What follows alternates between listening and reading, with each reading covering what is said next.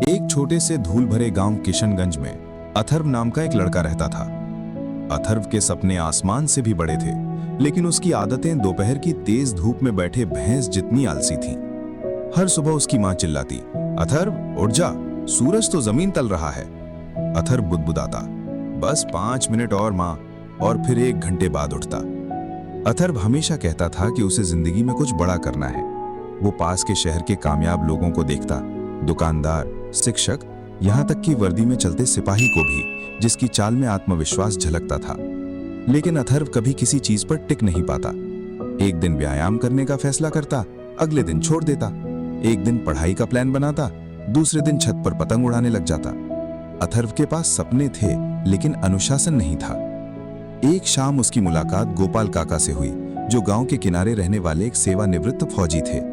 हर सुबह ठीक 4 बजे घड़ी की सुई की तरह गोपाल काका उठते, आंगन साफ करते, पुशअप्स लगाते, पढ़ते और बगीचे में काम करते। अथर्व हैरान था। एक दिन उसने पूछा, काका, आप रोज वही काम करते हैं, न कोई बॉस, न स्कूल, न दबाव, फिर भी इतनी सख्त दिनचर्या क्यों? क्या आपको बोरियत नहीं होती? गोपाल काका मुस्कुराए, माथे का पसीना पोंछा और बोले, बेटा, आदतें किसान जैसी होती हैं। आज जो बोते हो वही कल उगता है। आज नतीजा नहीं दिखेगा, लेकिन एक दिन यही आदतें या तो तुम्हें खिलाएंगी या भूखा रखेंगी। अथर्व को पूरी तरह समझ नहीं आया, लेकिन ये शब्द उसके दिल में कहीं गूंज गए। उस रात उसे नींद नहीं आई। उसे अपने अधूरे प्रयास याद आए, हर बार बीच में छोड़ देना। उसने सोचा, क्या सफलता किस्मत से नहीं बल्कि आदतों से बनती है? अगली सुबह सूरज उगने से पहले अथर्व ने खुद को बिस्तर से खींचा। शरीर कह रहा था, सोने दो प्लीज, लेकिन उसे गोपाल काका के शब्द याद आए। उसने मुंह धोया, जूते बांधे और दौड़ने निकल पड़ा। 200 मीटर में ही वो ऐसा हाँप रहा था जैसे रेगिस्तान पार कर आया हो, लेकिन उसने रुकना नहीं चुना। दूसरे दिन फिर दौड़ा, तीसरे दिन फिर, 7वें दिन पैर अब भी दर्द कर रहे थे, लेकिन कुछ नया था। वो खुद को ज्यादा मजबूत महसूस कर रहा था। फिर उसने एक और आदत जोड़ी, रोज 1 घंटा पढ़ाई, बिना बहाने, बिना घोषणा। उसने किसी को नहीं बताया, बस रोज हाजिर होता रहा। महीने बीत गए। एक शाम बरगद के पेड़ के नीचे बैठा अथर्व मुस्कुरा रहा था। उसका शरीर हल्का था, दिमाग तेज था और पूरे दिन ऊर्जा बनी रहती थी। उसे एहसास ही नहीं हुआ कि कब अनुशासन उसकी दूसरी प्रकृति बन गया। एक दिन उसके दोस्त सोनू ने पूछा, अथर्व, तू बदल कैसे गया? तू तो आलस का राजा था। अथर्व हंसा और बोला, मैं एक दिन में नहीं बदला, मैंने बस छोटे काम हर दिन दोहराए, जब तक वे मेरा हिस्सा नहीं बन गए। कुछ समय बाद सरकारी नौकरी की भर्ती निकली, जिसमें शारीरिक और लिखित परीक्षा थी। अथर्व ने फॉर्म भर दिया। परीक्षा के दिन गांव के कई लड़के आए, कुछ ज्यादा आत्मविश्वासी, कुछ घबराए हुए। अथर्व शांत था। सीटी बजी और दौड़ शुरू हुई। कई लोग तेज दौड़े और जल्दी थक गए। अथर्व ने अपनी रफ्तार बनाए रखी। महीनों की आदतें उसे आगे ले जा रही थी। जहां प्रेरणा खत्म हुई, वहां अनुशासन ने साथ दिया। वो पहला राउंड पार कर गया। फिर लिखित परीक्षा आई। दूसरे लोग आखिरी रात रट रहे थे, लेकिन अथर्व तैयार था। रोज का 1 घंटा महीनों तक मजबूत नींव बना चुका था। वो ये परीक्षा भी पास कर गया। कुछ हफ्तों बाद एक पत्र आया, बधाई हो, आपका चयन हो गया है। अथर्व स्तब्ध रह गया। उसके हाथ कांप रहे थे। माँ उसे देख रही थी, समझ नहीं पा रही थी। अथर्व ने आंसू भरी आंखों से कहा, माँ, आपके बेटे ने कर दिखाया। माँ ने उसे कसकर गले लगा लिया। पूरा गांव जश्न मना रहा था, लेकिन सबसे खुश इंसान गोपाल काका थे। उन्होंने गर्व से कहा, देखा बेटा, प्रेरणा तुम्हें शुरू कराती है, लेकिन आदतें तुम्हें तब चलाती हैं जब ताकत जवाब दे देती है। कहानी की सीख ये है कि हम अक्सर सोचते हैं बड़ा बदलाव बड़े प्रयास से आता है, लेकिन असली परिवर्तन छोटी छोटी आदतों से आता है, जो रोज की जाती है। एक बार नहीं, एक हफ्ते नहीं, बल्कि तब तक जब तक वे तुम्हारा हिस्सा न बन जाएं। तुम्हें पूरी जिंदगी बदलने की जरूरत नहीं है, बस एक छोटी आदत से शुरू करो। 10 मिनट टहलना, 5 पन्ने पढ़ना, 10 पुशअप्स लगाना या 15 मिनट पहले उठना। अपनी आदतें लिखो, अपना भविष्य लिखो। अगर ये कहानी आपको प्रेरित कर गई हो, तो यही मत रुको। आज ही अपनी छोटी आदत शुरू करो, क्योंकि छोटे कदम ही बड़े बदलाव लाते हैं। अगर वीडियो अच्छा लगा हो तो सब्सक्राइब करें और बेल आइकन दबाएं, ताकि ऐसी जिंदगी बदल देने वाली कहानियां आप तक पहुंचती रहें। सबकी कीमत क्या होगी? ये सिर्फ बचे हुए स्टोन से कोई नहीं लेता। आप चाहें तो 500 दे दीजिए। क्या बात है, तुम तो सब्जी मंडी में बची हुई सब्जियां खरीदने आई हो। ये लड़की अपने साथ कोई टूल्स भी लेकर नहीं आई। इसे कोई जानकारी नहीं है, बस अंदाजे से काम कर रही है। इससे क्या होगा?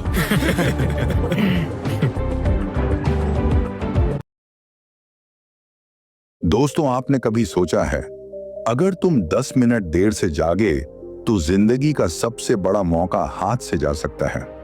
क्या हो अगर तुम्हारे हाथ में किस्मत हो और तुम उसे खो दो सिर्फ इसीलिए कि तुमने कहा अभी बहुत वक्त है।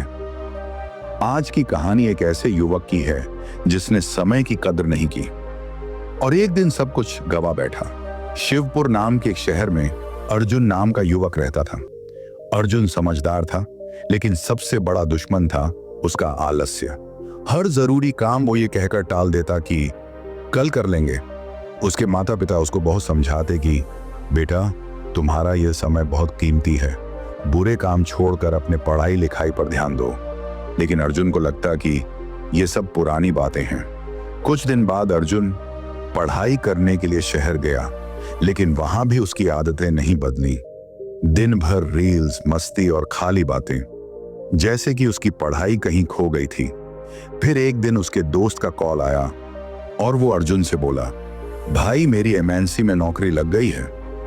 फोन कटते ही अर्जुन टूट गया।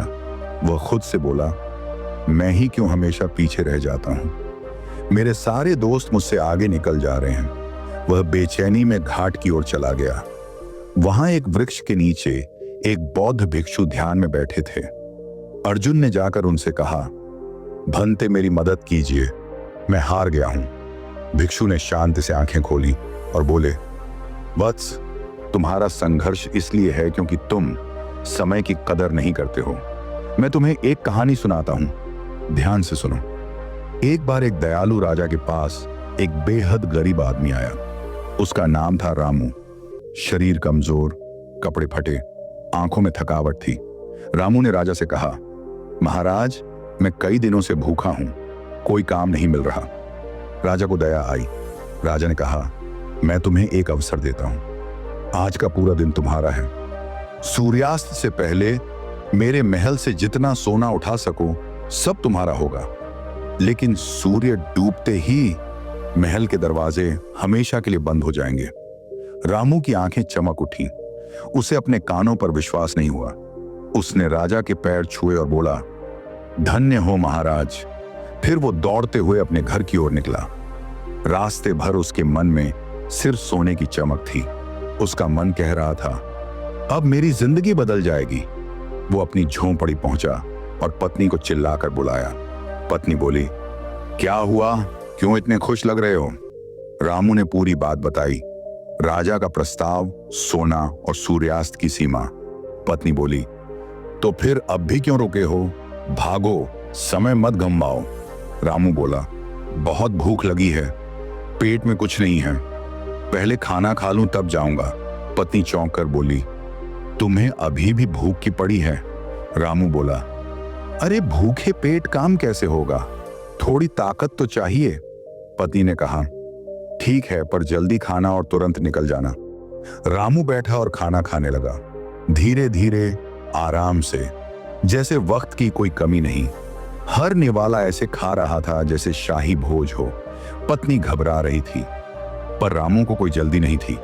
खाने के बाद रामू बोला, बहुत थक गया हूं, थोड़ी देर सो लूं तब जाऊंगा। पत्नी चिल्लाकर बोली, क्या अब सोओगे? रामू बोला, हाँ, बस आधा घंटा, फिर मैं भागता हुआ जाऊंगा, अभी पूरा दिन पड़ा है। पत्नी बार बार मना करती रही, लेकिन रामू लेट गया और थोड़ी देर की नींद 2 घंटे की हो गई। जब आंख खुली तो सूरज काफी ऊपर चढ़ चुका था। वो घबरा गया, उठकर पानी पिया और तुरंत दौड़ पड़ा। मन में अब भी उम्मीद थी, अब भी समय है, सब कुछ पा सकता हूं। रास्ते में तेज धूप थी, गर्म हवा चल रही थी। थोड़ी दूर चलकर उसे एक बड़ा सा पेड़ दिखा। उसने सोचा, बहुत गर्मी है, थोड़ा पेड़ के नीचे बैठ लूं, फिर महल चलूंगा। वो बैठा और वहां हल्की हवा में उसे फिर नींद आ गई। इस बार नींद और गहरी थी।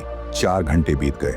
जब उसकी आंख खुली तो आसमान का रंग बदल चुका था। सूरज ढलने को था और रामू को अब असली डर लगने लगा था। वो उठा और पसीने से लथपथ भागते हुए महल की ओर दौड़ा। मन में बार बार यही सवाल, मैंने इतना समय क्यों बर्बाद किया? अगर उस वक्त निकल जाता तो आज मेरी जिंदगी बदल सकती थी। वो लोगों से टकराता हुआ, हांफता हुआ भागता जा रहा था। अब सूरज की आखिरी किरणें बची थी। उसने सामने महल के ऊंचे गेट देखे। भागते हुए उसने देखा पहरेदार दरवाजा बंद करने की तैयारी कर रहे थे। वो जोर से चिल्लाया, रुको रुको, मैं आ गया। लेकिन दरवाजा बंद हो गया। ठीक सूर्यास्त के समय रामू दरवाजे पर गिर पड़ा, हाथ जोड़े रोने लगा। बस एक मौका दे दो, थोड़ा सा सोना ले लेने दो। सिपाही बोला, माफ करो, समय समाप्त हो गया है, आदेश स्पष्ट है। रामू जमीन पर लेट गया, आंखों से आंसू बहने लगे। उसे समझ नहीं आ रहा था कि रोए, गुस्सा करे या खुद को कोसे, क्योंकि उसने अमीर बनने का एक अच्छा मौका गवा दिया था और उसने समय के मूल्य को नहीं समझा। उस भिक्षु ने कहानी को खत्म किया और अर्जुन की तरफ देखा। अर्जुन के पास कोई शब्द नहीं।